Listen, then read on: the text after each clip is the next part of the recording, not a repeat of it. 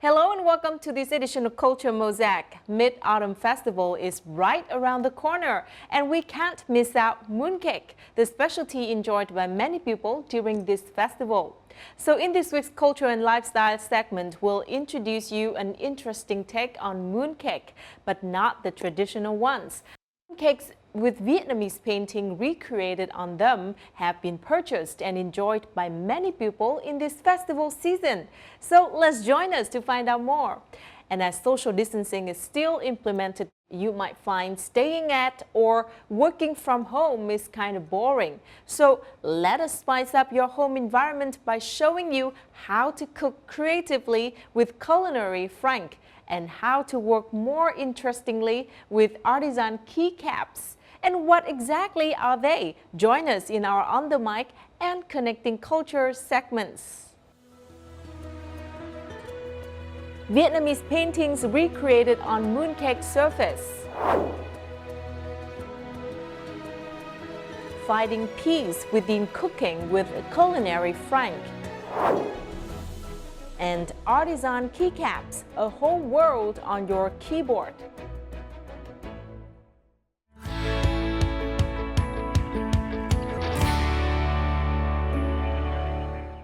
Now let's begin with some local news. Phở, snail vermicelli, bánh mì, bánh cuốn. Before the pandemic, enjoying Hanoi street food was easy, but these days it's something many people wished they could do. So to remind people of the beauty of the capital during days of social distancing, the Hanoi Urban Sketchers group recently posed a challenge to people. When we wake up in the morning, we can eat a bowl of bát đàn phở. For lunch, we can enjoy hàng khai vermicelli with shrimp paste. And in the afternoon, nothing is better than some ô quan trường donuts. In the evening, we'll walk around the old quarter and eat ngõ huyện porridge with ribs. If you're still hungry, we can go for a bowl of sticky rice with sweet soup or a little papaya salad by the lake. These are some images from the Hanoi Street Food Sketch Challenge of the Hanoi Urban Sketchers group. 1 month after it launched, over 100 paintings have been submitted from all over the country. The pictures will be selected and printed in a book about Hanoi street food that will introduce the unique culture of the capital city to both domestic and international friends.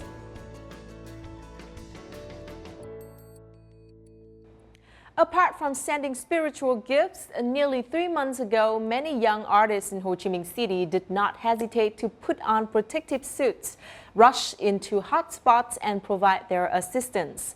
These are the artists participating in the fight against the pandemic in Ho Chi Minh City. Rain or shine, they are always present at supermarkets every day to assist people in shopping for essential goods. They do everything from handling goods, selecting items, packaging them, and shipping them to people. On average, one volunteer has to handle hundreds of these kinds of orders. Starting with only 40 members today, there are more than 150 artists in Ho Chi Minh City who have joined the anti-pandemic team. For artists, this is their most important stage in the heart of the field hospital, where the national anthem was played.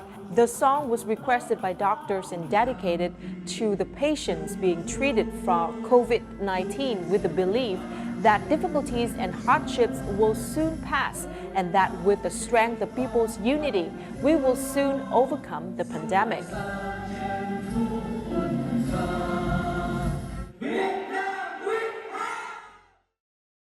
After the vlog series Nhà có một người or One Person Household, fans now have another chance to see Jun Pham in the familiar space of his home. As a musical gift to his fans, his newest MV, Hạnh phúc là khi or Happiness is, was released to encourage people to be optimistic during this difficult time. The song has a gentle melody that reminds listeners of peaceful moments or the familiar corner of a restaurant. The MV has a witty opening line with the singer baker saying he'll go on a trip during lockdown. Right after Junfat immediately prepares his luggage to go to the airport, which turns out to be a laundry room in his apartment. These days, when happiness seems like a luxury in the midst of the chaos of the pandemic, Junfat hopes his optimism can spread positive energy to audiences.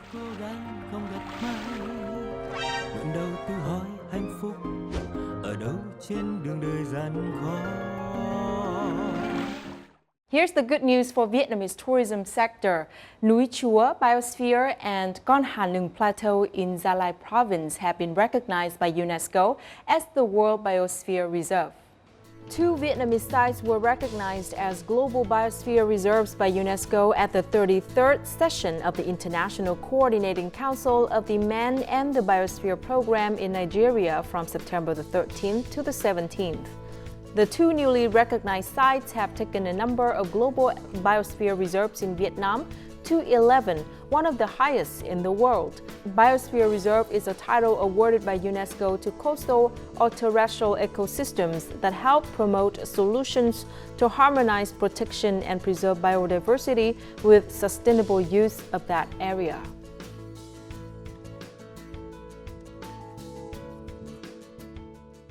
On September the 19th, on the occasion of the Mid-Autumn Festival, an online music program themed Sharing to be Closer for Vietnamese children and families will be broadcast at 8 p.m. on VTV4.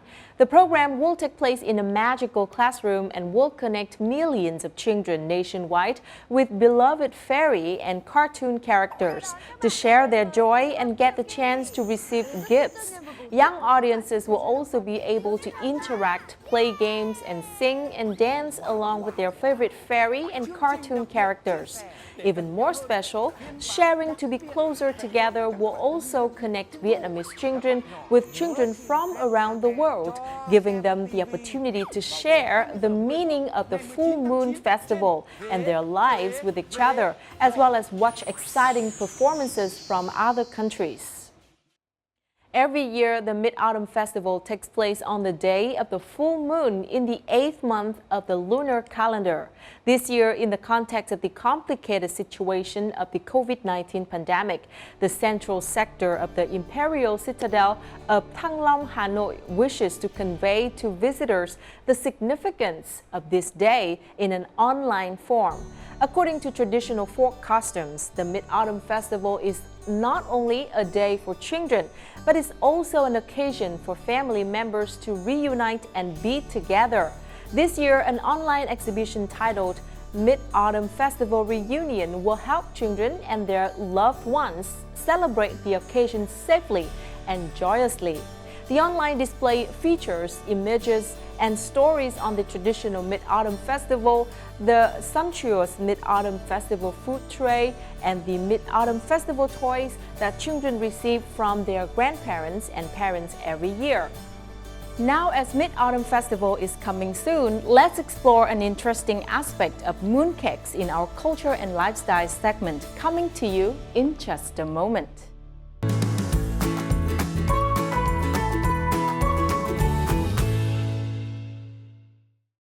It's only a few days until the Mid-Autumn Festival, nicknamed Mooncake Season by food lovers after the celebratory pastries. Typical mooncakes often have a floral pattern incised on the surface after they come out of the mold. But these ones, as you can see, have been decorated in a very different way. A Vietnamese baker has come up with the idea of recreating Vietnamese paintings on the surface of mooncakes by hand and caught social media by storm. This week's Culture and Lifestyle will show you how these creative mooncakes are made. Bánh Trung thu nó là một cái dòng bánh cổ truyền và lâu đời của Việt Nam. Đưa những cái bức tranh dân gian, những cái nét vẽ văn hóa của người Việt lên mặt bánh, tạo sự khác biệt, làm tăng giá trị truyền thống của văn hóa Việt Nam. Chiếc bánh mình sử dụng hoàn toàn là bánh truyền thống, giữ được cái hương vị vốn có của nó. For young baker Nguyễn Thị Thùy Dương, traditional mooncakes make perfect canvases. A staple dessert of the Mid-Autumn Festival, These sweet pastries have been given a new look with hand-painted replicas of iconic Vietnamese artwork. From đồng hồ folk paintings to the works of famous Vietnamese painters like Mai Trung Thứ, Dương bakes her own mooncakes. Then she uses a homemade paste of mung beans or white kidney beans as the background for her paintings and food coloring for her palette.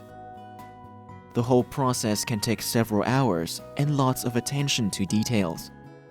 Với những bức tranh cầu kỳ và nhiều họa tiết hơn, ví dụ như là tranh đồng hồ hay là những cái tác phẩm lớn của các tác giả nổi tiếng như là họa sĩ Mai Trung Thứ hay là họa sĩ Bùi Xuân Phái, thì mình đã mất cái khoảng thời gian lâu hơn, có thể là 40 phút hoặc là 1 tiếng cho mỗi bức tranh. Cái nền đậu sẽ hơi mềm một chút, nên là khi mà mình vẽ thì mình phải cẩn thận để cái ngòi bút của mình không làm xước cái bề mặt. Cái bánh của chúng ta rất là nhỏ, cần phải căn sao cho những cái tỷ lệ và bố cục trên bánh nó không bị thừa hay là không bị lệch. Ngoài ra là việc vẽ sai cũng rất là khó để sửa, nên là mình nghĩ là nó cũng sẽ khó hơn một chút so với việc vẽ trên giấy. The culinary and art crossover started off as an experiment during a social distancing period. An experienced baker herself, Dương decided to spend her homebound time pairing traditional mooncake ingredients and creative decoration. She's no newcomer to cake piping with bean paste, a technique that has been widely used around the world and in Vietnam to make sugar flowers. But painting on this new canvas has been a learning process for Dương, allowing her to revive her other passion. Bản thân mình cũng rất là thích vẽ, tuy nhiên lại không có thời gian và mình không quen việc vẽ trên giấy. Thì việc vẽ trên đồ ăn thì mình lại quen hơn. Mỗi tác giả sẽ có một cái đặc điểm về đường nét khác nhau. Mình đã học hỏi được rất là nhiều những cái kiến thức khi mà mình chép lại tranh như vậy. Tranh của họa sĩ Mai Trung Thứ thì đa phần là về tranh thiếu nữ, thì mình đã học hỏi rất là nhiều về tạo hình cơ thể hay là thao tác chân tay sao cho tự nhiên. Tranh của họa sĩ Bùi Xuân Phái về phố cổ thì mình sẽ có thể hình dung được những cái màu sắc cổ xưa trên tranh nó sẽ như thế nào. After Dương posted her painting cakes on various Facebook groups, she was flooded with compliments. Stuck in Hanoi alone, the baker had to stop receiving new orders. But she has been sharing knowledge about the technique via online classes, hoping her source of joy can also brighten others' bakers' days. Mình đã nhận được rất là nhiều lời khen và động viên tích cực. Bên cạnh đó thì cũng có nhiều người làm theo, thì điều đó làm cho mình cảm thấy cũng rất là vui. Có một số ý kiến cho rằng là bánh mà trông đẹp như thế này thì chắc là ăn không ngon đâu, chỉ là nhìn cho đẹp thôi. Chiếc bánh mình sử dụng hoàn toàn là chiếc bánh nướng truyền thống bình thường. Cái nền đậu có hương vị đồng nhất, rất là giống với cái hương vị nhân của bánh trung thu, sẽ không làm thay đổi đi cái hương vị vốn có của bánh truyền thống. Đối với những thợ làm bánh thì ngoài việc tìm ra những sản phẩm mới, phát triển thêm những cái ý tưởng mới, thì việc mình thay đổi diện mạo cho những cái sản phẩm vốn có của mình nó cũng là một điều hết sức quan trọng và cần thiết. Trong tương lai thì mình cũng rất là mong muốn có thể tìm thêm những cái diện mạo khác nhau cho món bánh trung thu, hoặc là tìm thêm những hương vị mới trong món bánh truyền thống này.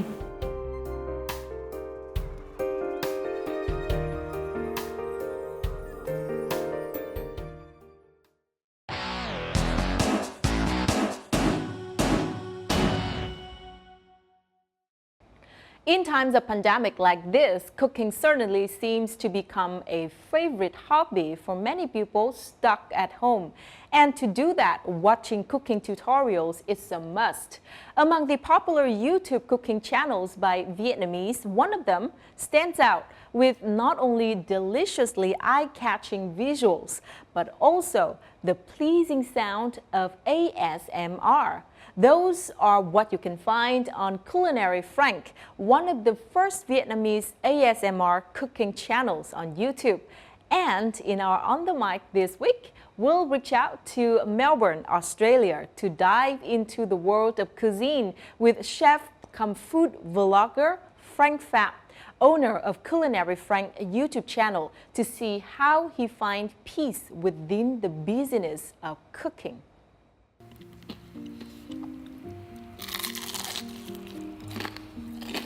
Delicious looking food,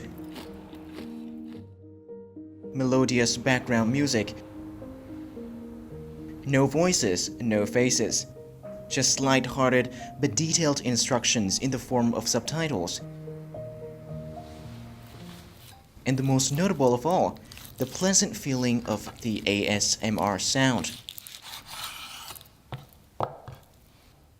For its peaceful and serene vibe, one might have mistaken this YouTube channel to be from Japan or South Korea, where ASMR cooking videos are popular.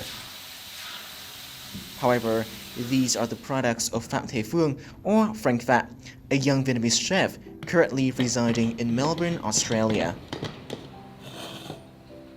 Featuring a slew of different cuisines, from Western to Asian, and especially Vietnamese, viewers may easily find art and joy within the act of simple cooking. That is the world of Culinary Frank. Hello! Hi, how are you? It's great to finally have you on the show. So I've been watching a lot of your content, and I must say I find a sense of peacefulness and serenity in the videos that you did with all the ASMR and the images. So what is the inspiration for Culinary Frank? It actually started as a hobby. So I always have a very interest in photography. So I decided to take up my camera and start taking photos of my food, and then post it onto Facebook to share with my families and friends. And they actually like it a lot and start asking for recipes. So with the help with a close friend and my wife, we started a food blog. So Culinary actually a food blog before it's become a YouTube channel. So after the blog, we decided to expand, and then we start the channel and name it after the blog, which is Culinary Frank. You chose the format which is ASMR. Why not other formats? Why not, showing your face on camera and delivering like recipes, guiding people? Why ASMR specifically? Throughout the years, my channel actually changed a lot. Before, I actually filmed with my phone, and it was very basic, like the style was very fast. And then I moved into something a little bit more like cinematic, so like a lot of slow motion. But those style was not, I didn't feel right. I didn't feel it suited for me. So I started looking for more inspiration until I come across a channel called Peaceful Cuisine of Ryoya Takashima. His style was RSMR, and I actually was blown away by the way he filmed his contents, and I was really inspired by that. And actually, I feel at peace with myself when I'm watching the channel. I start to learn more about ASMR and then adapt that to my channel. So from your content, I assume that your favorite dish is Vietnamese. Do you think that the Vietnamese cuisine is very well represented in the culinary world in general and the YouTube sphere in particular? I think Vietnamese cuisine has been very well received over the years, especially in Australia. People often say that our cuisine actually very fresh, since it's and they believe it's a healthy diet as well. That's true. We have a lot of herbs. Since we have like fresh ingredients, a lot of greens, a lot of herbs. As far as I was setting out, I believe that a lot of Vietnamese students that live abroad also away from the family, they really need, like myself as well, I need a very Vietnamese home cooked meal, and it's actually inspired me to do to put something else, put something out there to support the community, like Vietnamese community in outside Vietnam. I really hope that with what I'm doing right now actually inspired a lot more YouTubers to take up bring a lot of their ideas to the table, promoting Vietnamese cuisine throughout the year, not only into the Vietnamese community but also to our foreign friends countries. I also noticed that there's a different mix of cuisines in your channel. There's Japanese, there's Western, and of course there's Vietnamese. Do you have any difficulties switching from Vietnamese food to other, kind of dishes? I'm actually quite lucky. I'm actually trained as a Western chef, but as a Vietnamese, as an Asian myself, so a lot of my background is Asian, cuisine. So actually, it was quite easy for me to juggling between both, and to be able to live in Melbourne actually I think is another plus point, because we have such a diversity of culture here, So whether it's a Western ingredients or like Asian ingredients itself, like you can easily find it in the market. So it's not really something really hard.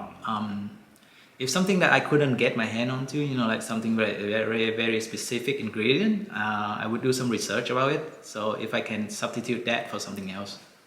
And execute it perfectly, I assume. Yeah, usually I hope In so. first try. Born and raised in Ho Chi Minh City, Vietnam, from a young age, Frank had been enamored with the art of cooking.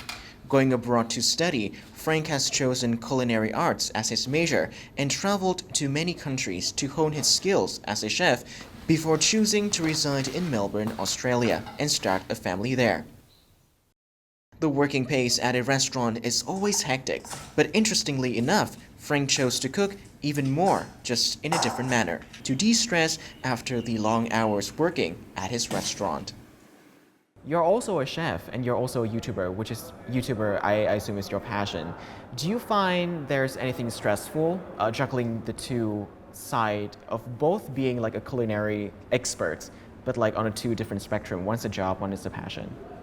It was hard at first, actually, but like I said, like making contents about food videos actually become my passion now, and I actually really enjoy it until the point that I feel stress-free when I'm doing it. So It's kind of therapeutic in a way. it's quite different. Like I'm enjoying doing so much that I actually don't feel stressed, and that's actually the way for me to release stress. So by standing in my own kitchen, start filming my own content, cooking my own food, it's kind of like create this stress-free environment around me, and then which give me a lot of energy to get back to work actually after that. So of course, during this pandemic time, a lot of people have been flocking to YouTube, specifically for content like yours, to find a sense of peacefulness and serenity in their heart.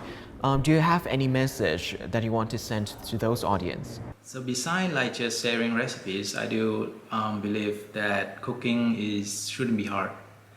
It should be something that you should be enjoying, and if possible, like spend a day in a week, take the time with your cooking. Cook up yourself a hearty meal. Treat yourself right. It's like a simple thank you, like thank you, a pat in your back, like say you've been doing a good work, give yourself a rest. That's been one of my message. So what about your future plans? Do you have any, kind of developments going on for your channel? I always try to do my best to provide the best content to my viewers. And quite recently, I've been doing a lot of recipes that are actually very accessible.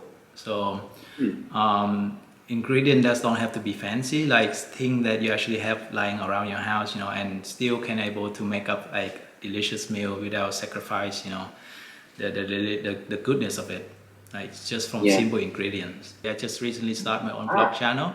Culinary Frank is like very strictly for recipes. So I started a vlog to share more about my daily life, as well as I think it's an easier way for me to share my cooking experience than just through words. So by explaining by my word, it's easier. Like I feel a bit more connected to the audience. So that is something I'm working right now.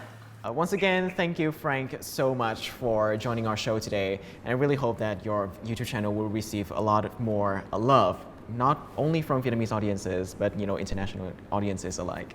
Thank you so much. Thank you for having me today.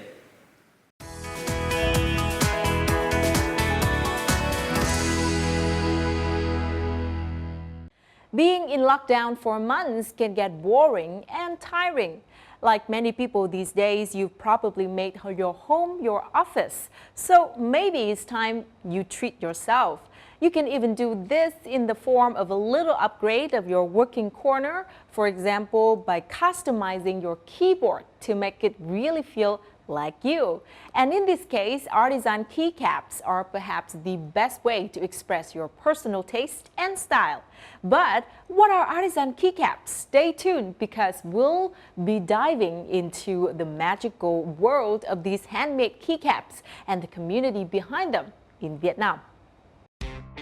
Donuts, cheesecakes, and cookies. Wait, there's more. And this colorful burger set, don't they look delicious? But don't be fooled, none of them are edible, although they would look good on your keyboard.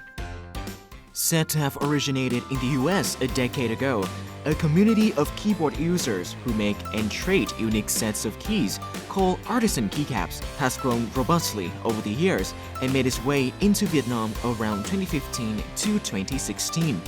Artisan keycaps are specially designed caps that are markedly different from standard keycaps and allow users to add a personal touch to their keyboard.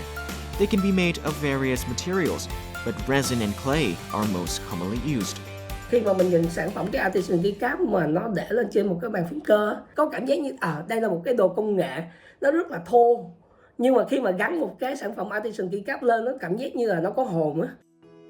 An artisan keycap can be carved into the shape of a cartoon character, or even a garden. In fact, they can be anything. Cái mà để mình tìm cảm hứng là đặt mình vô cái vai là người dùng. Mình đang cô lập với cái bàn máy, thì cái việc mà mình đồng cảm với cái người dùng là mình sẽ muốn nhìn thấy cái gì trên cái bàn phím của mình. Thì cái đó là cái mà tụi mình sẽ tự đặt câu hỏi và tự trả lời, và sẽ đưa những cái thứ mà mình muốn lên cái bàn phím này. Most artisan keycaps start with a model created with clay. The model is then used to create a mold, which is where the actual keycaps are cast. Some keycaps are created with multiple colored resin layers. In many keycap designs, the artist will pour a clear layer of resin over a protective coating, creating that many details for a keycap that's just bigger than a knuckle may sound simple, but actually takes days to complete. Mất thời gian nhất thì có thể là cái phần tô tay, tức là cái phần thủ công chính á, tức là gọi sản phẩm thủ công, là vì cái bước này vẫn luôn thủ công, và mình nghĩ là trong tương lai nó vẫn sẽ là thủ công thôi.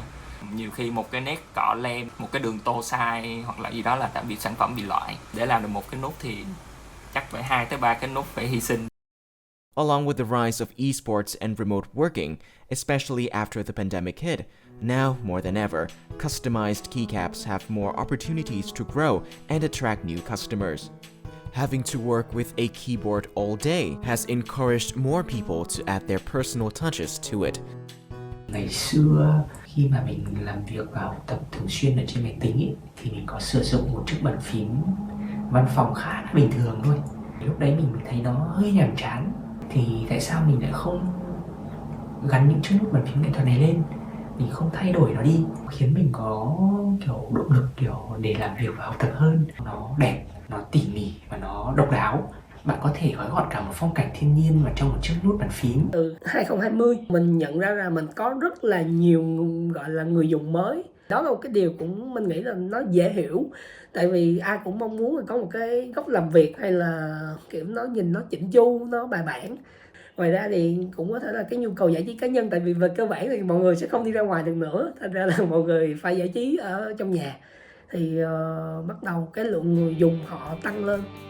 Despite their high prices, Vietnamese artisan keycaps have found their way to and been welcomed in the international market. But above all, the main goal behind artisan keycaps is still to bring joy to those who collect them. Kể từ khi tham gia vào ngành nghề này thì mình có một cái động lực là giới thiệu cho các bạn ở bên nước ngoài biết là ở Việt Nam tôi vẫn có thể làm được những cái sản phẩm rất là tốt như vậy. Có rất là nhiều người khi mà kể cả Việt Nam mình luôn, khi mà nhìn vào cái thương hiệu và cái sản phẩm của tụi mình, họ nghĩ tụi mình là một nhóm nước ngoài. Cho đến khi họ biết được mấy ông này ở Việt Nam, ở Hồ Chí Minh luôn, thì mọi người bắt đầu mới vỡ lẽ là ở Việt Nam mình làm được những sản phẩm tốt như vậy. Thì đó là cái mà mình muốn xây dựng và mình muốn lan tỏa những cái giá trị đó ra.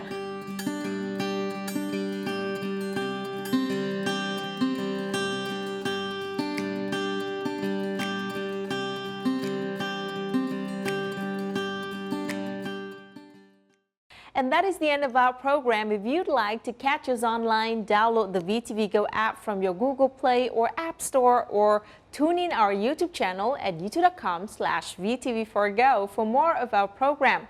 And don't forget to join us next week for another episode of Culture Mosaic. Goodbye for now.